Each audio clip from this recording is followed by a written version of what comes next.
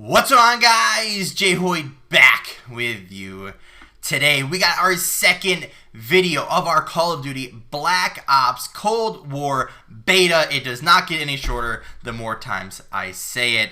But in this one, we have a good hardpoint gameplay. We're playing on satellite. We actually dropped some pretty good kills, mix a little bit of weaponry into there, which is what we're going to be talking about in today's video. So if you guys are excited for that and are enjoying my content, please hit that like button down below. And if you haven't already, hit the subscribe button and enjoy the video.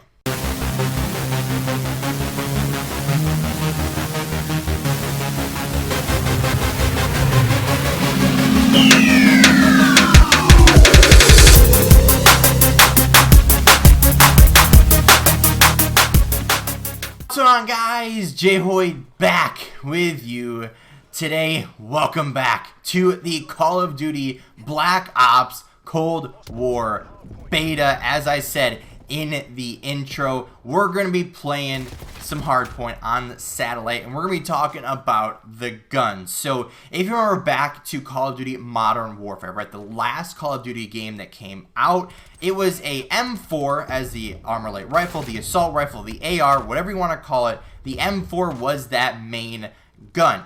Then you look at the submachine gun, right, the SMG, and it was the MP5. So we fast forward, right? We're in Black Ops Cold War, and it looks to be a similar meta, similar guns as far as, you know, the best guns in the game. The submachine gun, there's kind of two that can be viable. Personally, I didn't really like the other one, but we'll start with the MP5. It has a really kind of fast fire rate compared to Modern Warfare. At least it kind of seems that way. And when you look at it and when you're playing with it, it feels pretty good overall, but you just kind of fire really fast. You use a lot of bullets, especially when you're me and kind of have to snap onto someone rather than my center's not that great. So when I aim in, my person's not always, you know, in my crosshair. So I don't end up always using, you know, bullets super efficiently when I'm playing. But the MP5 pretty much feels like it's going to be that main gun. However, a lot of people are using a suppressor with the gun, and usually as far as when it relates to competitive, that suppressors or silencers, whatever you want to call them, are not allowed. So we'll see how that actually affects the gun when you aren't using a suppressor, because personally it made it pretty easy, especially the way this game plays out with the amount of elevation changes and you know, the amount of difference that the map actually plays out. That the suppressors are huge, right? You can be, you know, you can flank perfectly, shoot someone in the back, and then all of a sudden that suppressor saves your life, right? Because a ghost, you don't get shown up on the mini map. You don't, like, no one knows you're there, so you're gonna shoot him in the back. Suppressor, no big deal. Then you start to look at the M4. I don't think I use it in this gameplay, but I think I pick it up maybe once or twice. I think I already did once. But the M4, I think it's called the XM4, but it's basically the M4. Yeah, it was just on the ground there, but that gun, it feels okay. Again, fast fire rate, which is kind of weird for an AR, and it was just really weird playing with it because it almost seemed like it either melted or it took forever to kill somebody. And maybe that was just me, maybe that was just the way I was playing, but in this one, the XM4, it felt a little weird. So as far as what the AR would be, I mean, a lot of people were using the AK-47, there was a couple other guns that I don't remember the names of. The Krieg, I think, was one of them. And people were using that a lot. Personally, I didn't like it. But it seemed like the M4 was the go-to gun for a majority of the beta. I mean, obviously, a lot of people were testing out different things. But as far as the XM4 went, that was the gun that people were using. Now we look at the alternate guns, right? The guns that are still in the game that are viable that people may end up using. One being the Milano. Now, Milano is kind of like the Uzi, but it's a little bit more kind of squared out. It's got a really weird feel to it. I don't really know how to explain it, but a lot of people are having a lot of luck with it.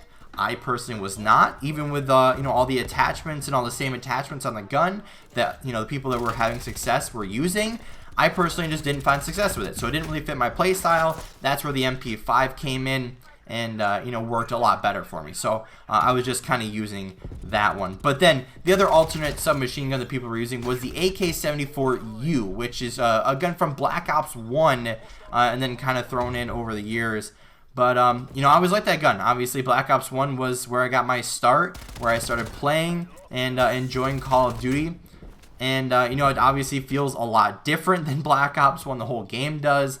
But you know, I personally didn't get a chance to use it all too often because I couldn't really play for you know, as much as the beta as I wanted to. So I didn't really get the chance to you know, experiment with that gun. But from the couple of times I actually used it, I think when I picked it up, it felt okay. It still felt like the MP5 was better. So obviously this is a beta, so that might all change. They might make the MP5 a little bit worse, so they can get a different gun variety from game to game. But then when you looked at the ARs, right, we already talked about the M4, but then there was the Krieg. I sort of touched on this a little bit, but the Krieg, it was okay. Myself personally, I didn't really enjoy using it. And obviously I didn't really use it enough to you know, have all of the attachments on it, so I didn't get the full effect of the Krieg and the full use of it, you know, when it was you know, the full power of the gun. So I can't really give a full opinion on that, but I know a lot of people were using that. And then the AK, kind of the same thing. Didn't really get the chance to use it, but it did seem like a pretty viable weapon. Then in this game, the M16 is back. This time, it's not an AR, it's a tactical rifle, which is a very strange term for those semi-auto ARs and burst ARs. So that was a new thing. I know that was, I believe, in last game as well. But the M16 absolutely melts. Personally, again, did not have the best luck with it, where I always went back to the M4, the XM4, I should say. But a lot of people were having really good use out of the M16. It did melt a lot of the time, and it was a gun that I used a couple times when I got to pick it up, but I never got the chance to really experiment personally for long periods of time, for more than a couple games. And wow, that gun was just a absolute melt machine. It one bursted at times, and it wasn't like, it needs to be balanced, right? Burst weapons should not one burst people. I don't care what it is. And I guess this relates to it as well, being the snipers. Snipers felt pretty good, except for I got a ton of hit markers. You know, I was using the first sniper you unlocked. I don't remember the exact name of it, but I was getting tons of hit markers with it. So I tried out the other sniper as well, and I wasn't really a big fan of it. I was rather more of a fan of the first one, the one you unlocked first. But again, didn't really use it too much, but it was still pretty enjoyable to use. That's pretty much it as far as weapons went, you know, for the beta that I really used. But now I want to talk about the perks. So obviously it's not the full game, so we don't know if these perks are finalized, and obviously things can always change between now and release, right? It was good, like what, like month almost from end of the beta to the start of the, you know, full release. So all these perks could change, released from the beta. There was a lot of perks that seemed to be combined, and what I say by that is, for example, you know, in different games there's been Tactical Mask, which helps you with stuns and EMPs and stuff like that, or you have Flak Jacket, so it helps you with you know, explosive grenades, you know, all that fun stuff.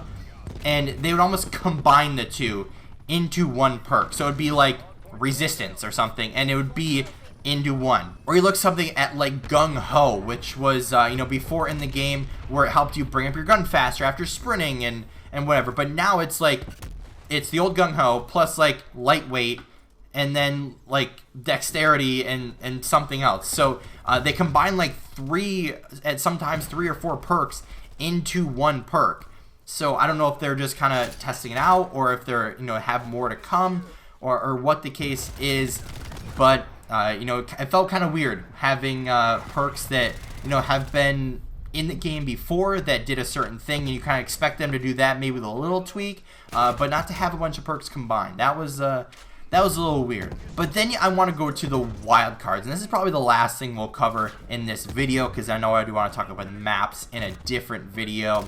But wild cards, if you don't know what this is, primary gunfighter, secondary gunfighter, danger close, stuff like that, is a wild card. And in this game, they added, I think there's 5 of them in total, at least there was in the beta, where you could have a bunch of different things, where you could have one extra lethal grenade, one extra tactical grenade, and that was a perk. And then you could have, I don't remember all the names of them, but there was one that I really wanted to talk about, and that, I don't remember the name of it, but it allowed you to have 3 additional attachments for your gun. And why is that bad? That's not primary gunfighter, right? That's not unlocking that 3rd attachment. You already have your 5 attachments on the gun, and then you get 3 more, which is what I'm talking about. So you can count those. That's 8 attachments. So you could have a red dot, quick draw, grip, stock, a magazine, a barrel, an underbarrel, and whatever the 8th one is, a laser, just say. You could have an absolute stacked gun, and it could absolutely just melt somebody. So might want to adjust that one, especially if you're fully stacked out and you already have all full of your 5 attachments, and then you could have 3 more. That's big questionable. So obviously it's a beta. We can't judge too hard. You know, obviously anything can change from now until full release, so I fully understand that. But we finished off, I think it was 33 and 23. I don't know if I ended up showing it at the end there. But for now, guys, I'm gonna wrap this one up here. I do want to talk, I have a couple more videos that they're gonna be coming out. We're gonna talk about the maps and competitive. I definitely want to talk about competitive at some point. So I got 2 gameplays left. Probably hit the maps and then competitive in that 3rd video. So if you guys did enjoy, hit that like button down below, and if you haven't already, hit the subscribe button. And as always, guys, we'll see you next time.